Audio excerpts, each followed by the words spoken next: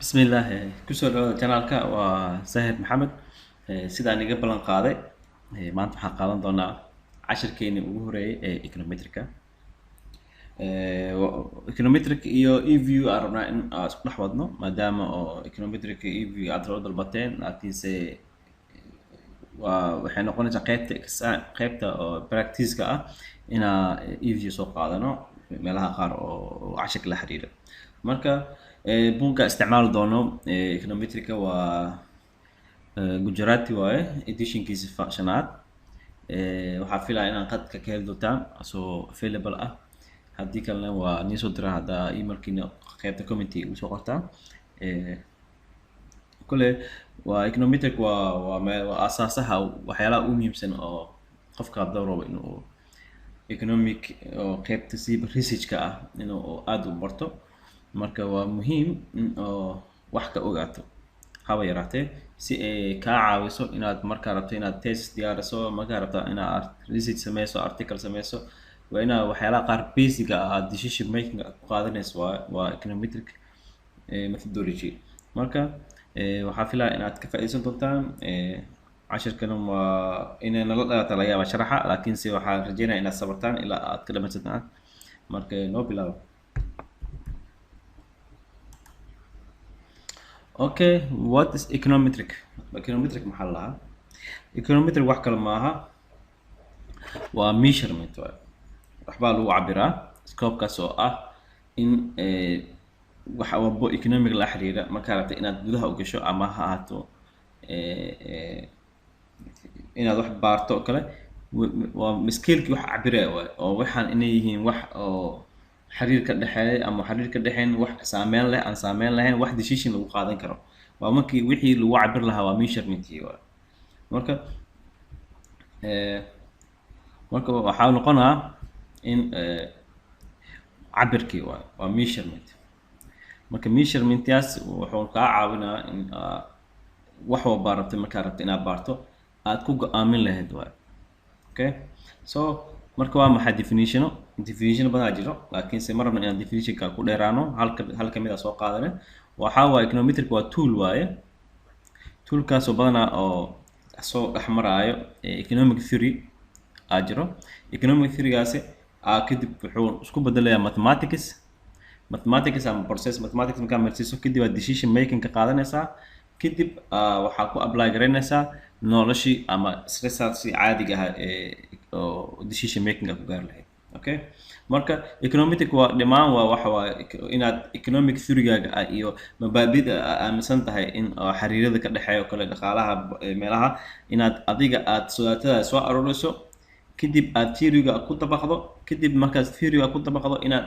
statistical tool isticmaasho hypothesis test aad amriso oo waxaan inay leeyihiin wax xiriir ka dhexeeya in kale aad markaa ogaato kadibna aad ku qaadato decision making decision makers oo ah mid oo faa'iido u ah dhaqaalaha inaad fahamteen aan rajeynaa noo wada okay why separate discipline macnaha waxay ugu duwan tahay econometrica maxaa econometrica mar walba u noqota in si gooni ah loo qaato maadaama economic ka tirsan tahay okay marka econometrica waxaa waaye waa waxa isku imaada tusaale ahaan oo kale waa amalgam waa economic theory ku jiro mathematical economics ku jiro waxaa ku jiro economic statistics ku jiro mathematical statistics ku jiro marka waxaas oo isku wada geeyay marka waxaa ka soo baxay econometric marka sidaa daraadeed waxaa loo qaatay inay noqoto subject gooni ah oo la rabo in gooni loo istaadgareeyo okay so economic theory statementii kaliya wax oo waa qualitative marka waxaan rabnaa inaan quantitative rabnaa number inaan soo saarno waxa naga saacidaa waa econometric okay tusaale ahaan waxaa kasoo hadalnay economic theory tusaale ahaan kale waxaa kasoo hadalnay oo kale in oo ka imaado economic theory sababta economic theory iyo macroeconometric ama econometric waxa xiriir ka dhexeeya muxuu noqonaa tusaale ahaan kale macroeconomic theory states waxay sheegay other things remain at the same so mar walba waxay sheegtaa in specific relationship ka hadashaa so reduction tusaale ahaan kale theory aan soo qaadano waxaa kamid ah Deming theory okay Deming theory muxuu sheegaa in reduction of a price of community in expected increase to quantity of demand of the cat community. tusaale ahaan oo kale wuxuu ku dhahay haddii price oo shay ka mid ah oo commodity ah aan u malaynayno inuu reduction ku dhacayo waxaa la filaa in ay ziyaado maxaa ziyaadaya quantity demandka macnaha wax la soo dalbanayo inuu ziyaado tusaale ahaan oo kale waxaa ka mid ah kasoo qaad oo kale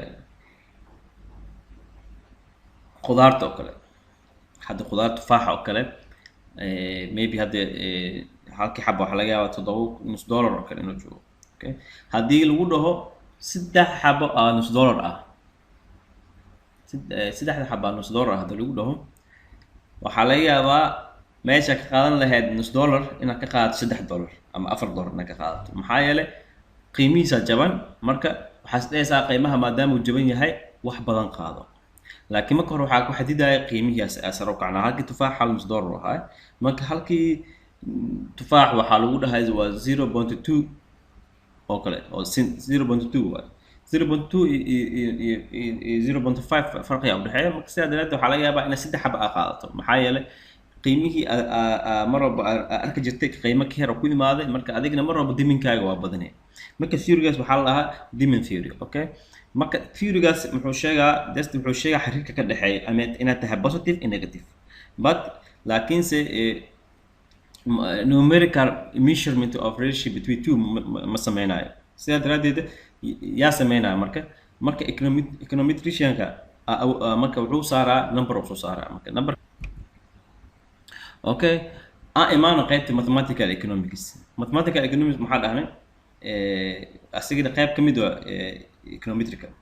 okay mathematical economics-ka badanaa wuxuu sameeyaa formal equation uu sameeyaa asigoo oo qiyaasayn oo ama ku dabaqayn real life-ka ama of the theory ku dabaqayo kaliya equation-ka caadi just waxaa lagu dhahaa oo kale kaliya wuxuu ku dhahay y is equal x1 plus x2 plus x3 macnaha kaliya makuu sheegaayo in theory makugu dabaqaayo kaliya wuxuu ku equation bisa kugu sameynaa sidaa daraadeed econometrician muxuu sameynaa mathematical equation-ka oo wuxuu ka dhigaa equation oo leh mid empirical test ah tusaale ahaan oo kale waa arki doonaa gudaha markaan usii galno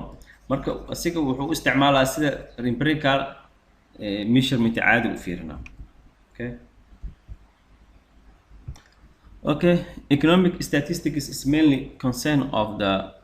waxaa kaloo ka hadlana economic statistics kaliya wuxuu soo aruuriyaa collecting oo sameeyaa percentage datada soo measure gareeyaa datadii ayuu soo bandhigaa ama chart ama chart ama table ku soo bandhigo okay laakiinse waa shaqada intaas waa shaqada qofka economic statistics-ka oo qabanayo laakiin economic statistician-ka awood uma lahan ama ma baarayo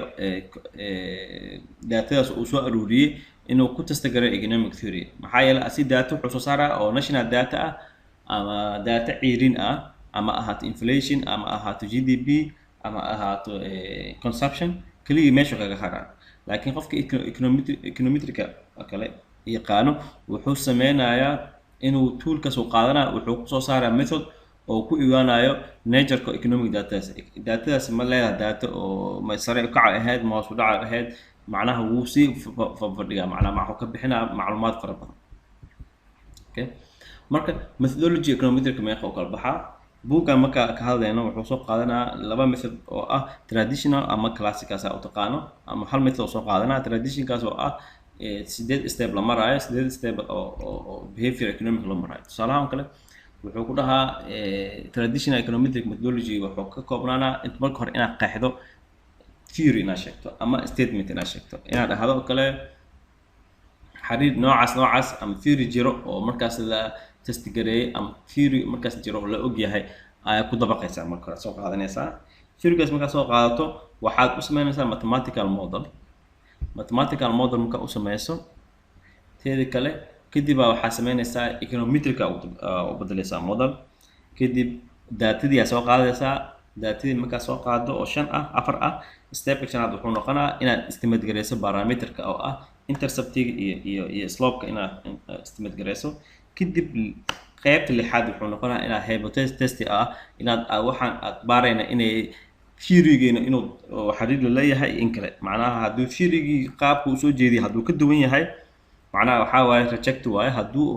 theory-gii oo isku qaab yihiin ama isku result soo baxana waa accept waaye kadibna inaad theory-gaas ama modelkaas aan soo saarno inaad forecasting ku sameyno oo wax kusoo saarno kadib wixii aan ku saarno inaad decision making ku qaadan karno ama control ku sameyn karno sideed step waaye sidaa daraadeed maadaama hadda aarma sideed step inaan soo marno kulli waxaa u baahannahay theory aan qaadanaa buuggeena theory wuxuuna siinaa oo ah Keynesian theory of consumption. Okay, Keynesian theory of consumption wuxuu ka hadlaa aan aragno marka Keynesianka wuxuu qeexaa dad consumerska consumption-koodu badanaa as their income increase wuxuu taagan yahay haddii income-ku oo dadka caadiga soo galaayo hadduu bato consumption-kana wuu badanaa laakiinse wuxuu dhahay ma badan doono inta uu bato income-ka tusaale ahaan kale hadduu income-ka bato hal consumption-kana hal ma noqonayo laakiinse hal wax u dhow noqonaa ama wax positive ah tusaale ahaan kale wuxuu noqonaa markii hal income hal dollar kusoo galo oo kale inaad 2 senti oo kale isticmaasho ama 3 ama 4 senti ama 5 ilaa 6 7 senti laakiin hal senti hal dollar ma gaarayo consumption-kaas aad sameynayso qaacidadaas waa jiro qaacidadaas waxaa la lahaa Keynesian consumption theory-ga marka MBC waxaa la lahaa marginal waxaa la lahaa prosperity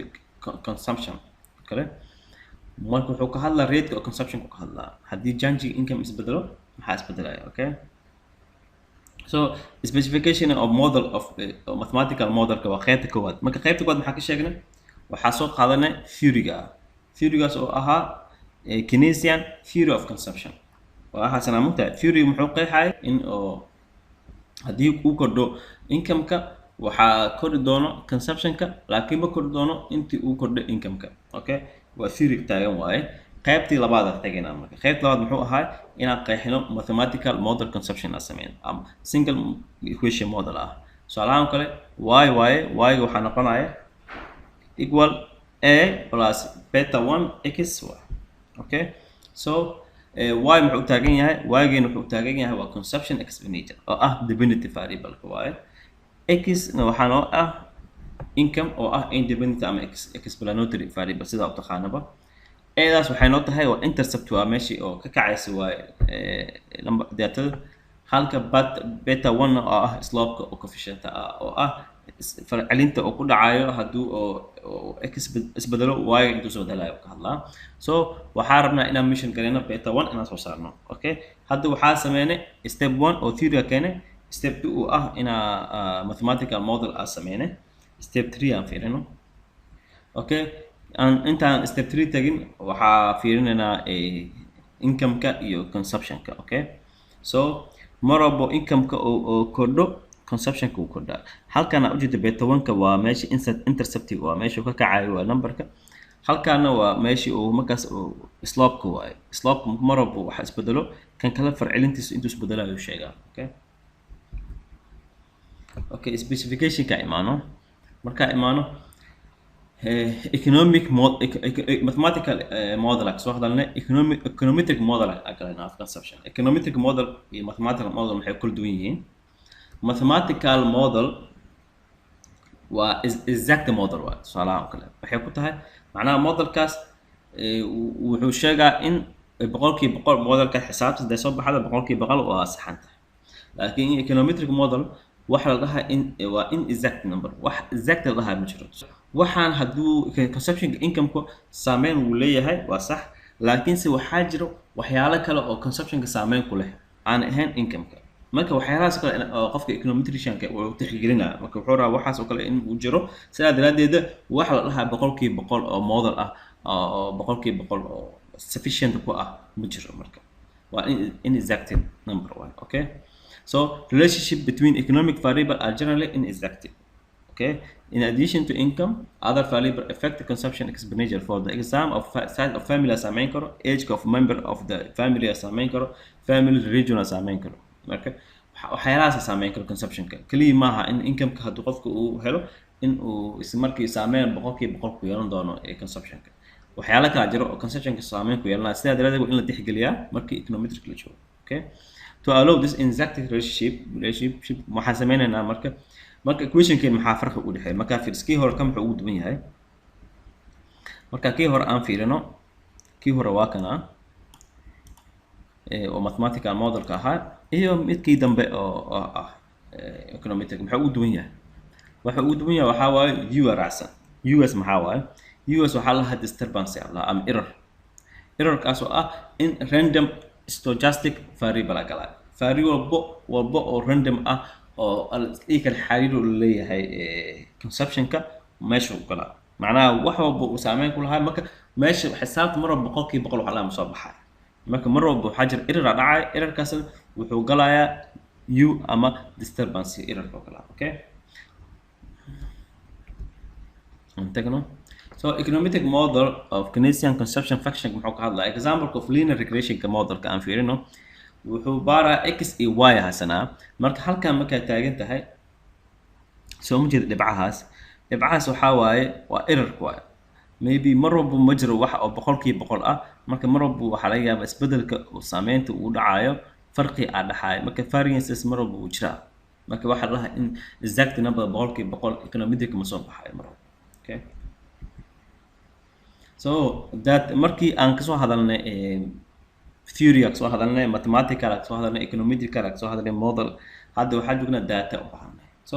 inaan saa u istimad gareyno econometric modelka saa u sameyno mar walba waxaa u baahanaa data sidaa usoo saarno beta 1 iyo beta 2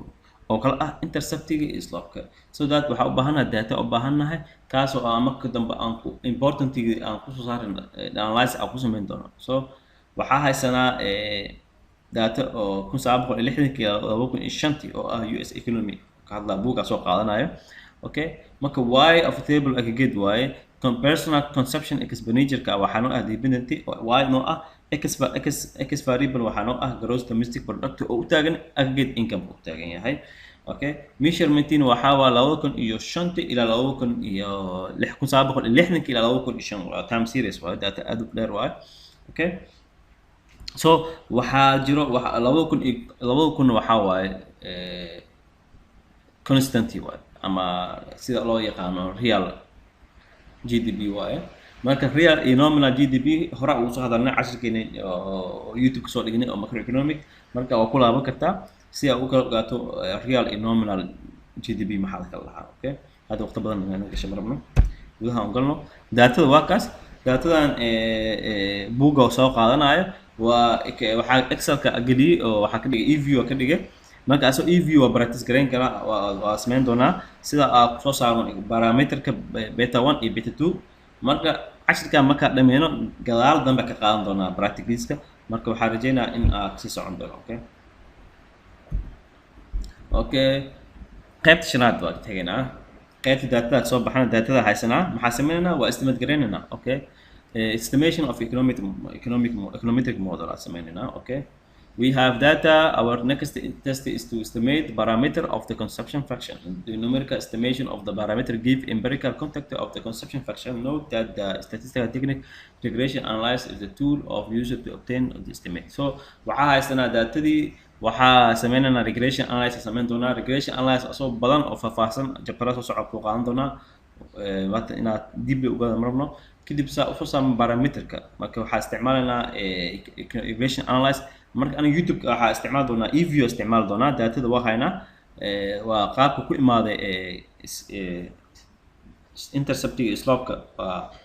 EView ku sameyn doonaa waa arki doontiin marka waxaa noo soo baxay intercepting waa haysanaa slope-kina waa haysanaa so had why waxaa waaye because estimation waaye waa actual maaha wax aniga soo saarna waa okay data oo row ah baa aan ka socono so waa kana graafkan waa sameyn doonaa waa GDP-gi iyo consumption-ka personal consumption-ka waaye marka waa ujeedaa in somehow relationship ka dhexeeyo oo isku dhow maadaama line of fit waxa ku yahay okay so marginal prosperity consumption-ka waxaa noo soo baxay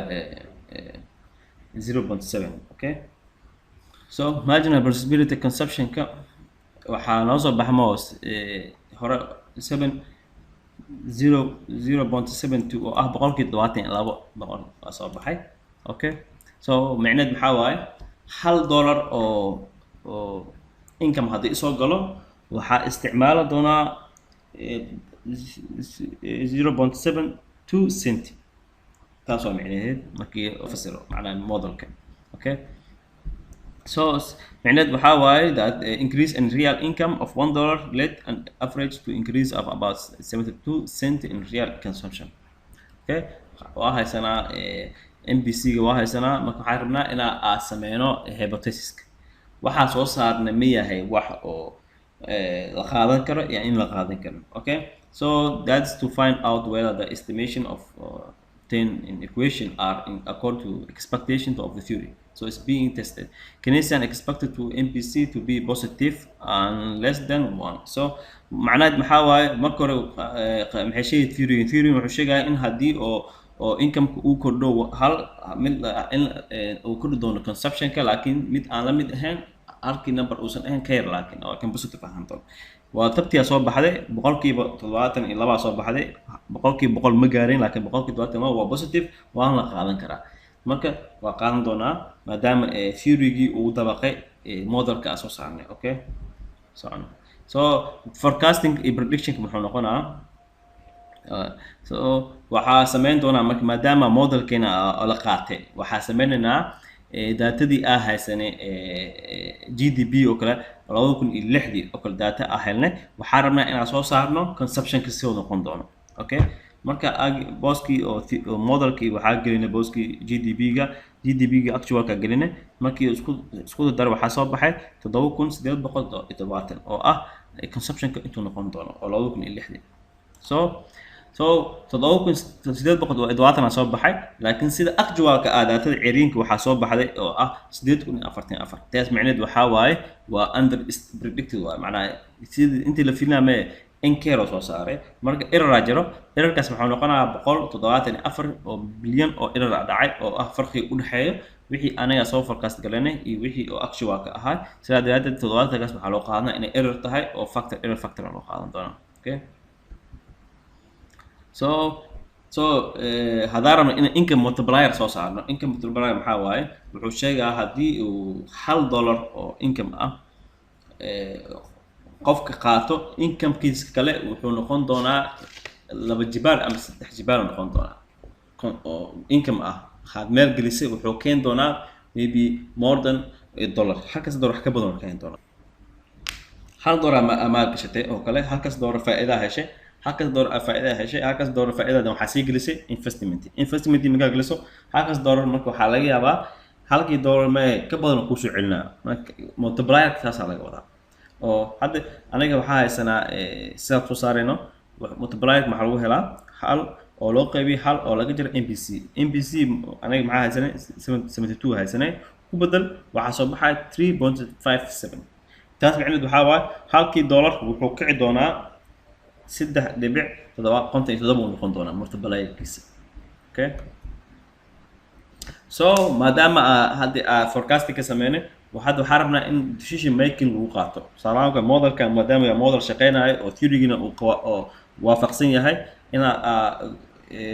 waxaa estimate gareynaa lahay government-i marka waxay aaminsan tahay in consumer production-ka oo 8,750 ah in unemployment-i ku hayn doonto current level of 42%. Okay, tusaalahan kale wuxuu aaminsan yahay in maadaama oo la rabo in consumption-ka mar walba la badiyo waxaa yaraanayo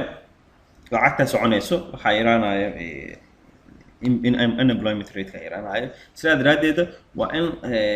GDP-ga la badiyaa si consumption u bato oona unemployment rate-ka meesha lagu hayo. So what level of income will be guaranteed to target amount of consumption expenditure if the aggregation lasts 30. So waxaa haysanaa 8,750 haysanaa waxaa naga maqan GDP-ga. Okay, GDP-ga naga maqan GDP-ga inaan soo saarna rabnaa. Okay, so waa haysanaa consumptionkii oo waxa coefficientii waa haysanaa slope waa haysanaa GDP-gana maqan marka GDP soo saarayna asi computer ko soo saaraa if you soo saaraa laakiin se sida anaga rabna caadiga xisaabtii hore ku laabano sida u soo saarno okay as equation waxa haysanaa maho 8750 xila mid tahay 9.59 16 plus ever 72 18 marka waxaa sameynaynaa sida equationka GDP u soo saarno waxaa u baahannahay inaan eliminate gareyno tusaale ahaan kale waxaa ka jaraynaa inta waxaa ku daraynaa 2.995 halkaana sidoo kale waa ku daraynaa 2.99.59 okay labadan isla baxaya waxaa soo haray labadan isku dar waxaa soo baxayo 9,000 iyo 49 soo baxayso halkan waxay noqonay 0.7218 bala oo ah GDP ga soo baxay waxaa soo baxaysa labadan saa kan soo saarno waxay noqonay in labada nacba u qaybino 72.18 halkan dhibic 22.18 marka kan soo baxay GDP waxaa soo baxay 2,537 soo baxay oo ah waa kanaaba mujida marka 12,537 saasay ku imaadeen marka asoo badanaa ma la isticmaalo manual laakiin se kaliya waxa rabaa nigu cadeeyo classification laakiin se wax walba waxa soo saaraya software-ka computer-ka okay aan ka socono markii aan soo ogaan markaas waxa la ogaan karaa income level about oo inuu yahay 12,537 bilyan soo baxay oo ah consumption kan in oo multiplier kan inuu yahay adaho slope kan inuu yahay 0.22 so waxa haysanaa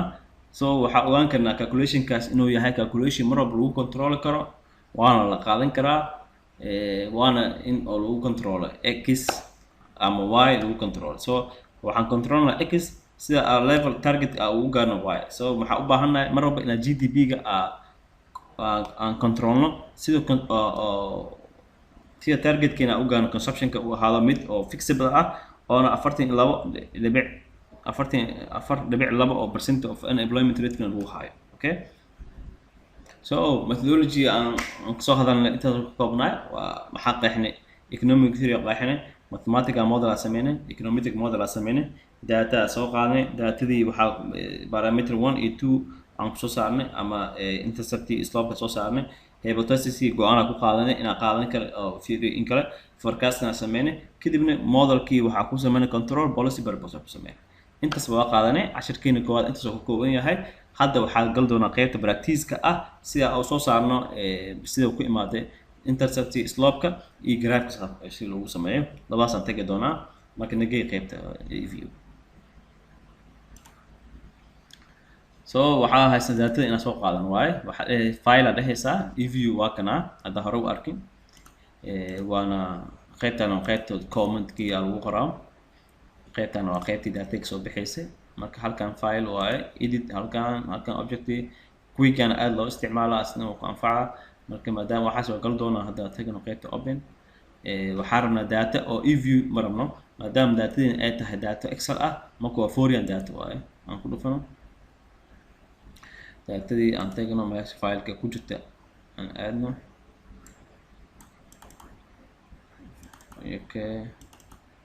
okay datadina waa kana soo baxday okay finish there okay waa haysanaa view waa kana datadina waa haysanaa GDP ga iyo consumption ka kana waa intercept ga kana waa waxa waa disturbance error wixii error ka galaya kana waa yearkii okay waxaa haysanaa waxaan rabnaa inaan baarno graph soo saarno okay inaan baarno slope iyo intercept inaan soo saarno marka mar walba waxaa ka bilaabaysaa midka dependent ah oo y ga ah waa ku dhufanaysaa control qabanay waxaa ku dhufanaya haddana GDP ga markaas kadib right click dheh open dheh as equation aan dhehaysaa as equation markaa dhacdo equationka waa kuu dooran yahay waa list square waa ordinary list square aan dooranayna okay qaacidada waa noo qoran tahay sample size kana noo saxan yahay okay markaa dhahdid waa kana noo weyne waxaa haysanaa intermediate variable waxaa noo consumptionka waa kana GDP gina waa kana waa b value waa significant waaye waxaa ka dhexeeya sax waaye xagga ka dhexeeya marka qaybtan waa qaybta coefficient-ta slope-ka waa kana oo ah 72.1 waaye micneed maxaa waaye tusaale ahaan oo kale haddii graph gareyno oo graph ahaan u sameyno okay soo qaad oo kale waa kaas inta y waaye intana x micneed waxaa waaye GDP ga iyo consumption mata haddii oo GDP ga uu kordho hal number hadduu kordho consumption-ka wuxuu kordhi doonaa 0.72 kordha marka saasay noqon doontaa maxaa yeelay mar walba hadduu uu x-kaas kordho intuu ka farcelin doono waana slope aa lahaa slope marka slope-keena waxaa waaye 0.72 waaye oo ah haddii mar walba uu 1 kordho waxay noqonaya hal GDP hadduu 2 noqdo kana waxay noqonaya meeqay noqonaya marka la xisaabiyo 2 dhufo 1.44 ay noqonaya 1.44 marka isbedelkaas laga wadaa mar walba waxaa u malayn wax kale markii aragti slope-ka wuxuu kuu sheegaa hadduu x-kaas hal isbedelo imis isbedelaa y-ga marka taas waa slope-ka intaas waa inta oo hadda buuggeena noogu qoran intaas waa buuggeena inta noogu qoran waan fiirin doonaa marka inaas leenahay aan tagno buugga aan tagno